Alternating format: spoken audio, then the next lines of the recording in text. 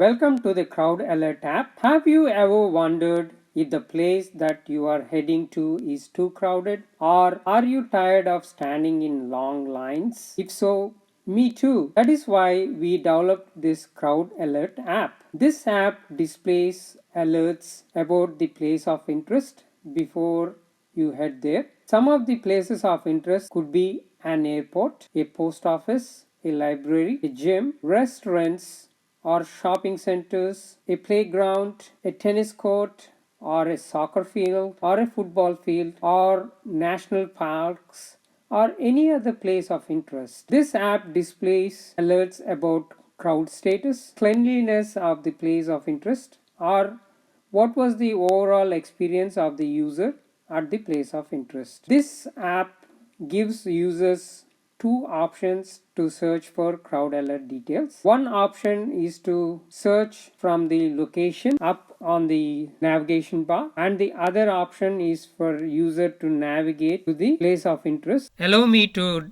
demo this app. As soon as the crowd alert app is launched, a pop-up window to grant permission for location services is displayed. Location services is used to display crowd alert or to update an alert by crowdsource by the users. The option of allow while using the app or allow once is used by the user. As soon as the location services are allowed, a pop-up window for crowd alert to send notifications is displayed. The notifications are sent when user uses crowd alert feature to find nearby users. So once the users accept the notifications as well, the current status is displayed at the current location. So right now, since there is no user entered data at the current location, no data available is displayed in all the alerts. Users can enter a new alert on the right side of the window, and once all the alerts have been updated, users can save the data for future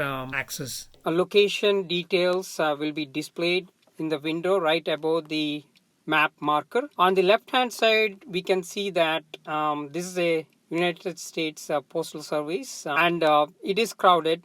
And the custom message that we entered is friendly service, and it's always clean in the post office, and the overall experience that we had at this post office with the service received was excellent. Was updated with the status moments ago. So if we hit refresh, this status was updated about 6 minutes ago. I will type in show me this alert status at the city hall, since it is on my way home and I have some work to do at the city hall. I'll be searching for city hall at the colony, and I found in the search city hall annex or the main street. So I'll select that, and as soon as I select it, there was a user who updated it about a while back. So it was crowded, and the service was good, it was clean, and the overall experience of that user was good. So before I head down to the city hall, I can look at the alert and I can decide, since it's crowded, should I be heading over there now or should I wait for some more time and head over there. As you can see, the alert status is a crowdsourced information, so it is only updated when the users are at that location and they are able to enter the details at that location. I headed over to the city hall. I didn't see much crowd there, so I said it's not crowded, and I would say no lines at utilities, and the location is always clean, and I will say my overall experience was very good. So I set all the alerts and I click on save. So now the save happened successfully. I'm able to see right away there is not much crowd there, and there is no lines at the utility bill paying register, and the place is always clean, and the overall experience was very good. So this is how the users add or update the alerts. Allow me to go over the 6 menu options that are enabled in this application. We will start with going over the About menu option. Here we will display the languages that this app is supported in. We will display that there is no account required by the users to use this app, so the users will therefore remain anonymous. We will display what data will be collected and how it is stored only in the local device, what permissions are requested by this app, and how the map is used to display the crowd alert or for the users to enter crowd alert details. And we'll briefly give details about each of the menu options in this app. Now let's go back and look at crowd alert menu option. In this menu option, Bluetooth is needed.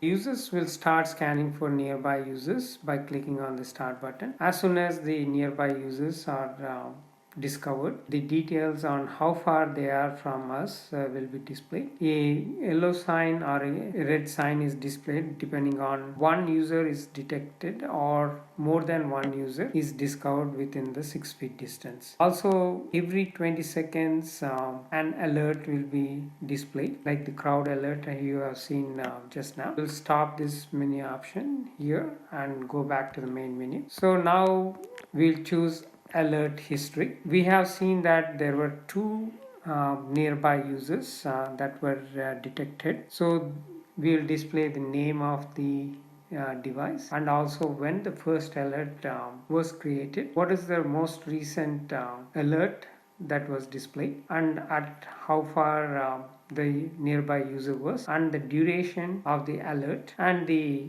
UID, which is a unique identifier. Now let's go back to the main menu and we will explore how the find all Bluetooth devices will work. So as soon as I choose that option, we can see that this option displays all the Bluetooth devices that are at or below 30 feet distance. We will go over the preferences. So here there are 4 preferences that can be used. One is the crowd alert, at how far you would like the alert to be displayed, and the frequency of refreshes for new nearby users, and the crowd alert execution time, and the notification time, like how often the users would like to get the notifications. So here I will change the notification time to 20 seconds just for the demo, and I'll save. Now we'll go into the crowd alert and start to now witness how often the notifications is displayed. Yeah, now we can see a notification coming through. Let's go back and now look at the privacy policy. So the privacy policy explains what information is collected and how the mobile data is used, and also it gives the contact details if the users have questions about the privacy policy or any other parts of the application. This concludes the menu options. Users will be able to share this application with their friends, family or colleague by clicking on the share button at the top right hand corner here, and the users can choose their choice of the app that they want to share this application. This concludes the demonstration of this application. Hope you enjoyed this demo. Thank you very much. Have a nice one. Bye.